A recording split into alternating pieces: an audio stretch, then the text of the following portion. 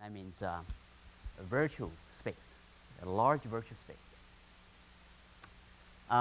The outline of the talk is that I'm going to give a quick introduction about the chemical spaces in the virtual sense, and how to search them, and how to construct them, and then a pilot studies we did with the ChemAxon collaborators, and always end with wish list as a standard of UGM meetings. So in a sense, actually, we know that it's, for 500 molecular weight and 30 heavy atoms, you could actually construct a chemical space conceptually 10 to the 60. So it's very large. But in practicality, most of us were talking about a typical pharma company will have 10 million compounds in their collection, and probably disclose the collection probably is less than 100 million compounds. And Arpa just mentioned that is, the patent space is huge. It could be 10 to the 12s or 10 to the 30s, some estimation. And then there's one section of the chemical space is spanned by synthetic feasible combinatorial chemistries. So it's in the range of 10 to the 13 to 10 to the 18s, approximately. So as Arpa very nicely actually mentioned that the Markush structure is constructed through some rules. The rules could be sort of expressed as a tree structure. So the core followed by those variable pieces, and conceptually explicit R groups. And some of the R fragment could be further defined by another R groups, and so on and so forth. It could be very deep. That's pretty amazing. That is the technologies available to do this kind of storage and also search. On this side, combinatorial space usually follows specific reactions and also specific building block.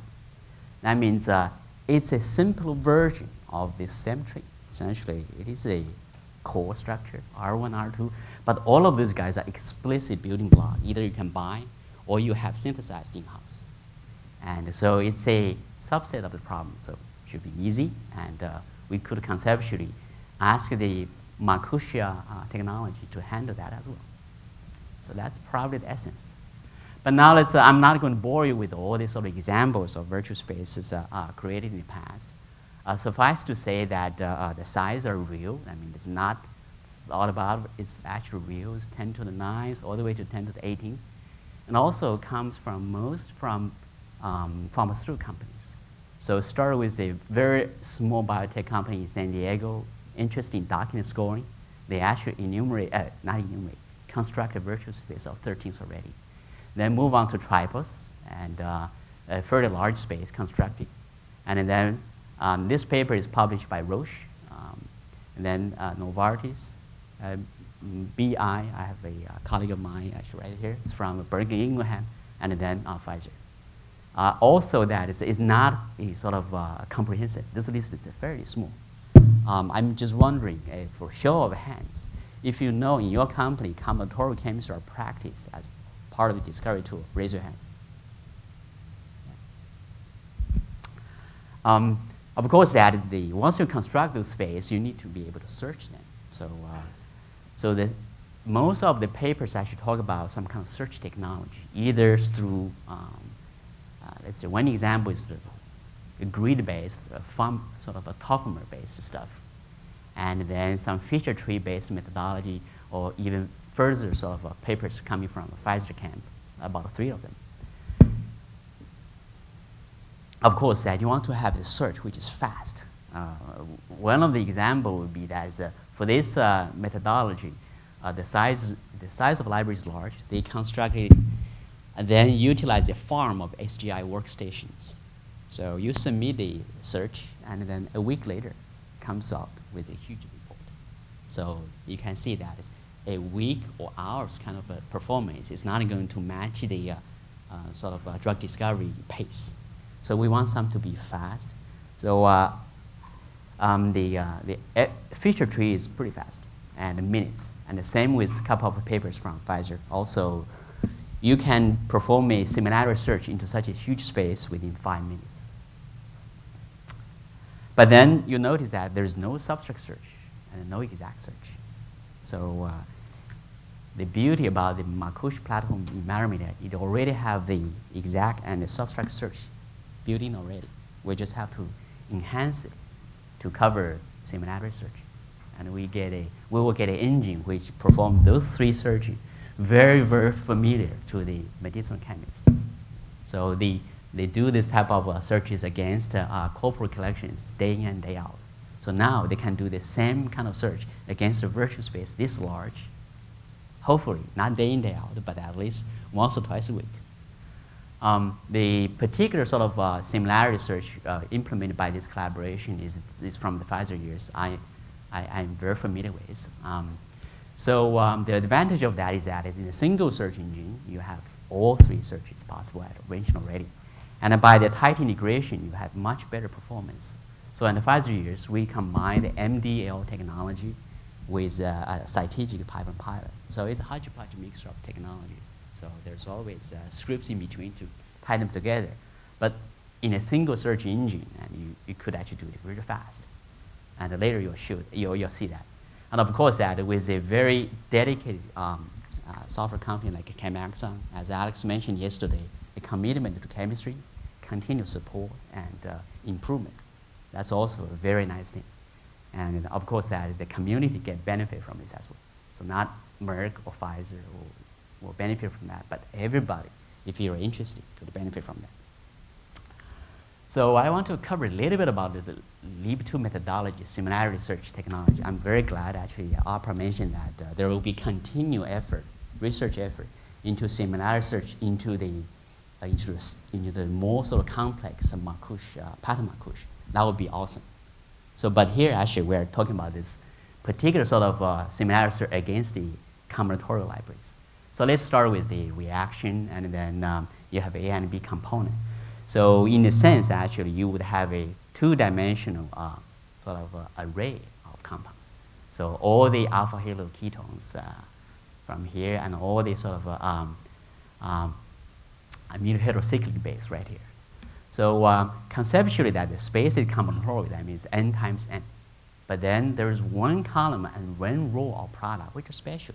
That means you utilize the smallest A cap to form product with all the B's, or use the smallest B cap to form all the product with A.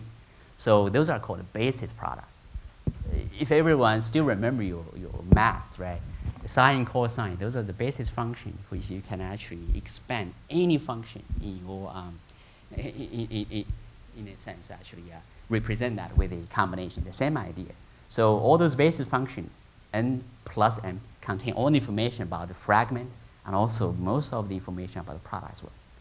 So we utilize this, we essentially utilize the information, say, okay, if you come with a lead molecule, the first thing it does is to rank the fragment, our group, sorry, too fast.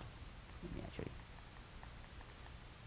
rank the building blocks based on a similarity measure. This similarity measure is not a standard sort of symmetric similarity measure. It's some kind of supersymmetry. So it's effective to say that if the basic product fully map into the molecule, even though it's much smaller, it is considered 100%. Its reverse is not true. Of course, essentially what it says is that if a basic product appear, a large portion of that appear in the final product, this fragment has a high chance to be in the final product, which are similar to the lead molecule. So it's an assumption. So by actually rank them, you can actually, second of all, do a focus, essentially. Say, at a certain level, you just say, okay, I want to have the top 100 fragment in A component or top 100 B component. And that's a much smaller space you can enumerate and then perform the standard similarity search.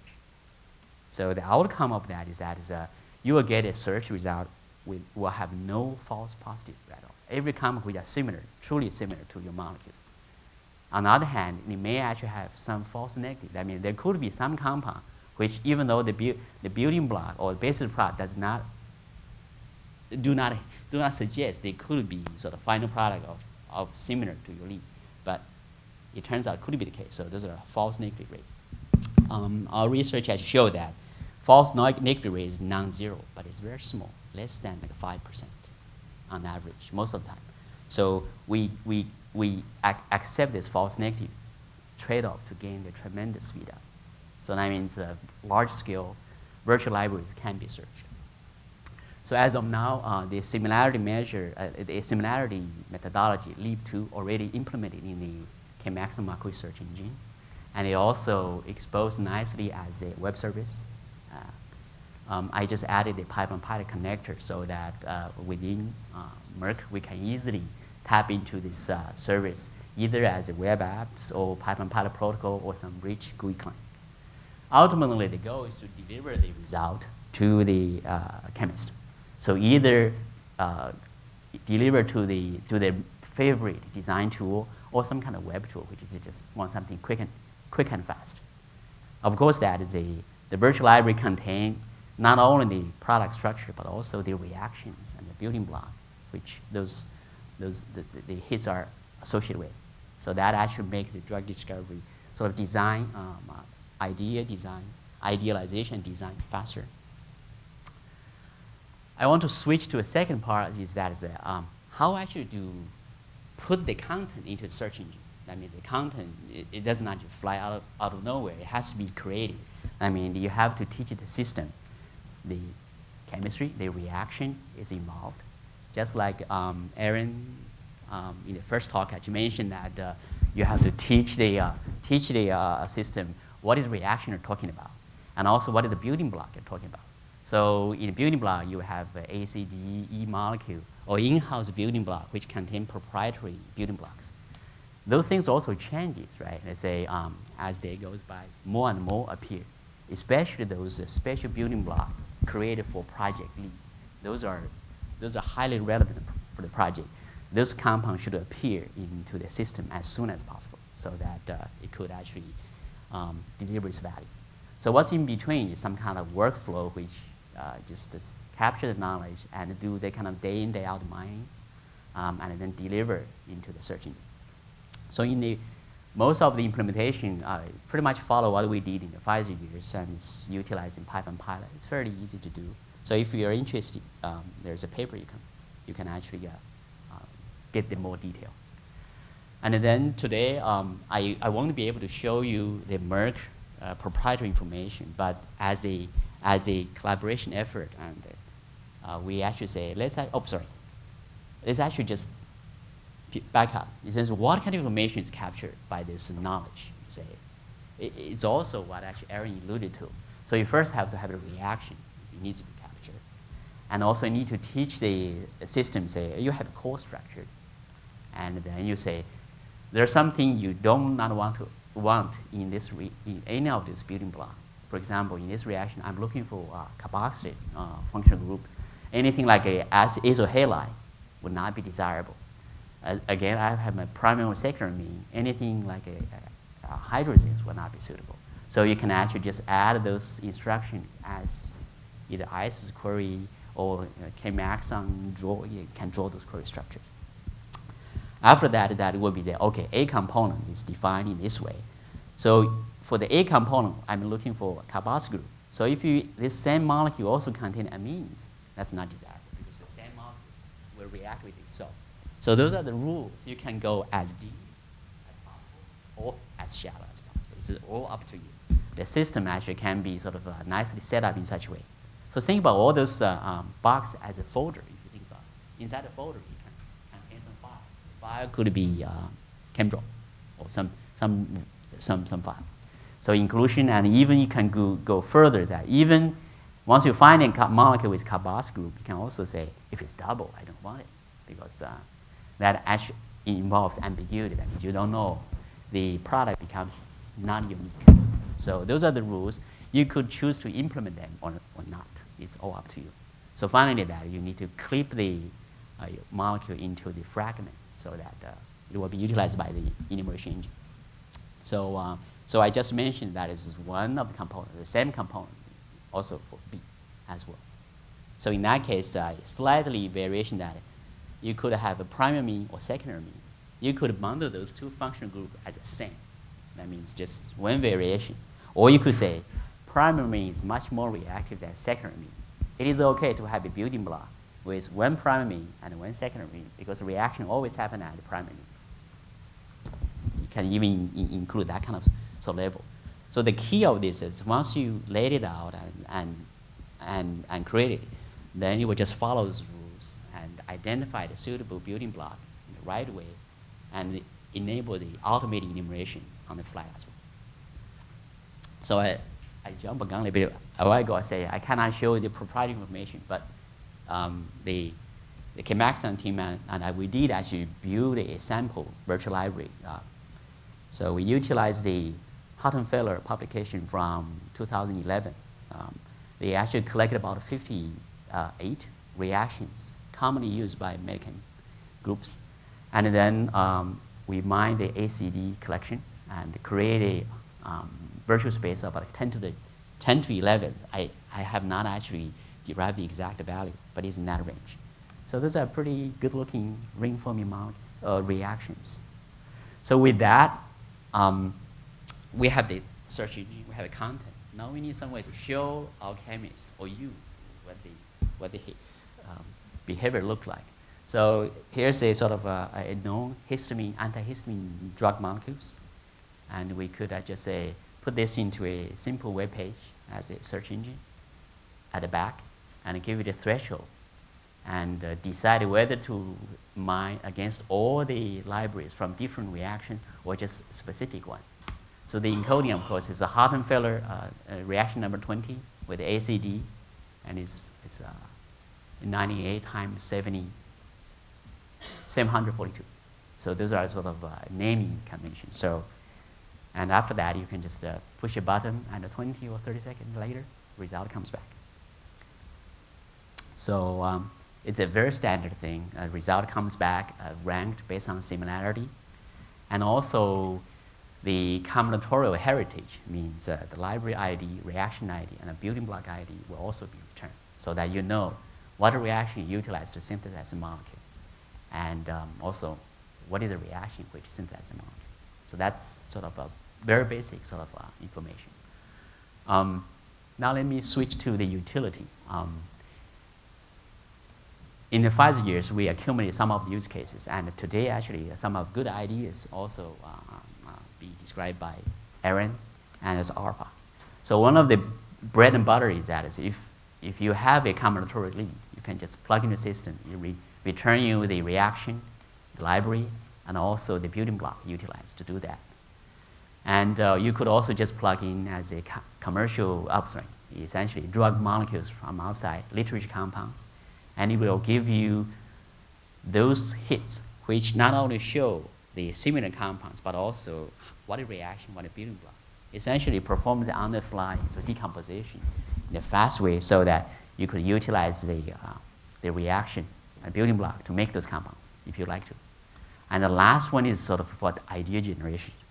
So in the 5 years, most of the reactions are truly combinatorial, truly validated, developed. But conceptually, we could actually have virtual reactions, virtual building block as well. So actually, there is a poster outside from a Japanese group. They actually created a virtual space with fragment, 200,000 fragments per location, and there are 3 variable pieces. This is a huge space. So we could actually do something like that as well, and also put this into the search engine and search it. So the boil down to that is, for the project team, it's a speed that counts, fast and more cost-effective for sort of design synthesis cycle, and the scale. So once the reaction are captured, it will be utilized day in, day out. So this system has been in Pfizer operation for the last 10 years. It works pretty well. And of course, the size of the virtual library, the reaction you have, and also proprietary building block all adds to the competitiveness of the discovery unit. Some of the potential use used to be that it's evaluate scaffold and also evaluate reaction. Aaron actually have this wonderful sort of European group, right? They're utilizing this way of doing that thing. You could enumerate the molecules and then evaluate, or you could just plug them into the search engine and they're available for evaluation. And Alper mentioned that library comparison. So those are all available. It's very exciting. The other trend in the industry is for hit discovery is DNA encoded library. BMS probably is the champion in that direction. Each of the synthesized library, each tube contains 100 million or even 1 billion type of molecules.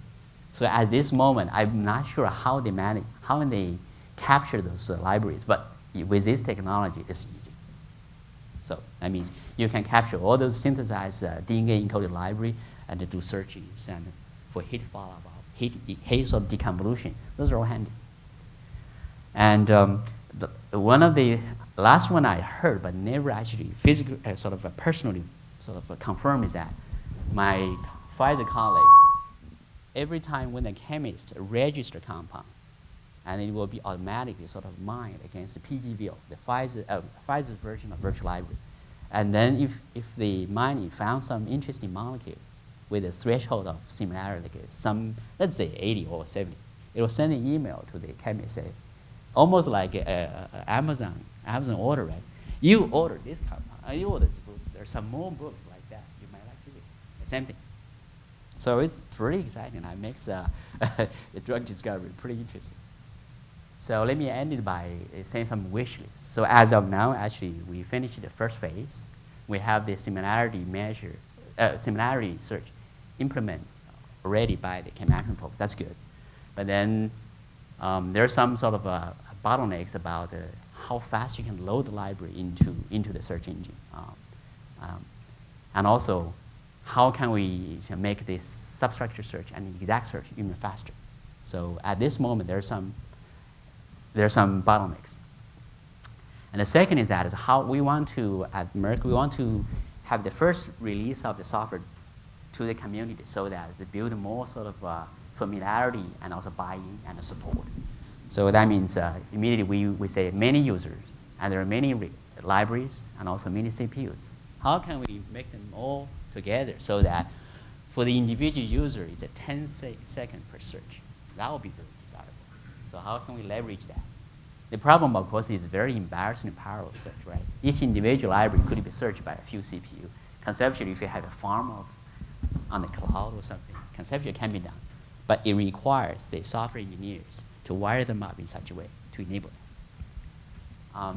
The second thing would be a longer term thing is that similarity is in the eyes of the beholder, just like beauty, right? So Pfizer has one, you have one, and very likely you have someone. You also want to innovate, try that out. So we immediately actually, our users say, oh, we want shade, or we want pharmaco, we want some others. So that's many ways to do that. So if indeed actually ChemAxon could actually open this up as an extension point so that our customers could not only utilize the sort of implement methodology, but also can extend that capability, try it out. If it works out, publish some papers, and then give it to, you have ChemAxon implemented as well to benefit the community. So speaking about community, of course, it is actually a pretty interesting area. It's an opportunity for the community to engage, and I'm sure that more pharma companies are utilizing virtual chemistry. I know that Lilly is very active in this area. Recently, there's some posters. Another Vertex, I'm not sure whether Pat is here, but Vertex is also in that area.